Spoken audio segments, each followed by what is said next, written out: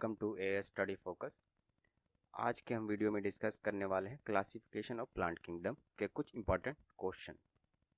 हमारा पहला क्वेश्चन है, which of the following is called father of classification? निम्न में से किसे वर्गीकरण का पितामह कहा जाता है? कार्लोस लिनियस को हम फादर ऑफ टैक्सोनॉमी कहते हैं। कार्लोस लिनियस ने जीवों को दो भागों में बांटा था, एक में थे प्लांट एंड दूसरे में एनिमल।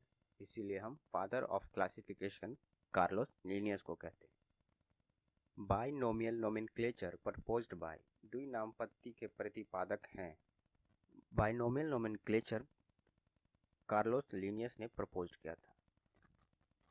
बाइनोमियल का मतलब होता है दो नाम पद्धति। The scientific naming of an organism is called nomenclature.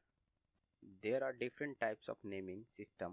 Most popular name used binomial nomenclature. Binomial nomenclature introduced by Carlos Linnaeus is the method of naming the organism with genus first and species name later. तो binomial nomenclature Carlos Linnaeus ने propose किया था। Which botanist had proposed natural system of classification? वर्गीकरण का प्राकृतिक system किस वनस्पति विज्ञानी ने प्रस्तुत किया था? तो ये थे स्वीडिश साइंटिस्ट कार्लोस लिनियस। उन्होंने फ्लावरिंग प्लांट आर केप्ट, पुष्पी पादपों को रखा गया है। All flowering plant were kept in sub kingdom called phanerogams. They are the most developed and economically important plant. All flowering plant bear seed and also known as spermatophytes. तो हमारा option B phanerogams is the right answer. Unflowering plant are kept, अपुष्पी पौधों को रखा गया है। The cryptogams are flowerless seedless plant.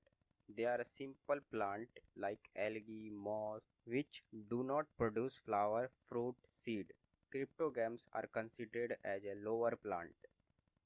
हमारा option A cryptogam is the right answer. वर्गीकरण की आधारीय इकाई, the basic unit of classification. Carlos Linnaeus ने बाइनोमियल नोमेनक्लेचर प्रपोज किया था। उन्होंने कहा था कि पहला बाइनोमियल नोमेनक्लेचर में फर्स्ट नेम स्पीसीज का होता है एंड सेकंड जीनस। तो बेसिक यूनिट ऑफ क्लासिफिकेशन हमारा option C is the right answer. Hydrophytes होते हैं, हाइड्रोफाइट्स आर वो सभी पौधे जो पानी या उसके आसपास ग्रो करते हैं, उन सभी को हम हाइड्रोफाइट की कैटेगरी में रहते हैं, यानी एक्वेटिक प्लांट। हमारा भी जलीय पौधों को हम हाइड्रोफाइट्स कहते हैं। जिन पौधों में बीज बनते हैं किंतु पुष्प नहीं लगते कहते हैं। The plant on which seeds are formed but not flower are called. जिनमें बीज तो बनते हैं मगर फ्रूट नहीं बनता, उन्हें हम जिम्नोस्पर्म की कैटेगरी में रखते हैं। The gymnosperm is the group of plant that form seed but not flower, known as एक्रोनोस्पर्म भी कहते हैं उनको। More commonly, seeds of the gymnosperm are called cones. Cones. जीवाणु की खोज किसने की थी? Who discovered the bacteria? Antonie van Leeuwenhoek. इन्होंने ही बैक्टीरिया को डिस्कवर किया था। इनको फादर ऑफ माइक्रोबायोलॉजी भी कहते हैं। तो हमारा option D Leeuwenhoek is the right answer.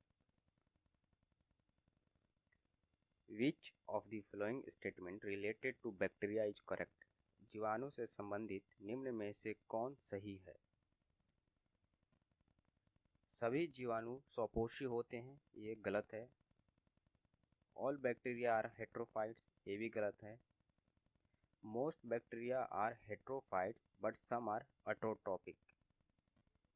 अधिकांश जीवाणु विविध पोषी होते हैं किंतु कुछ स्वपोषी होते हैं, ये हमारा राइट ऑप्शन है।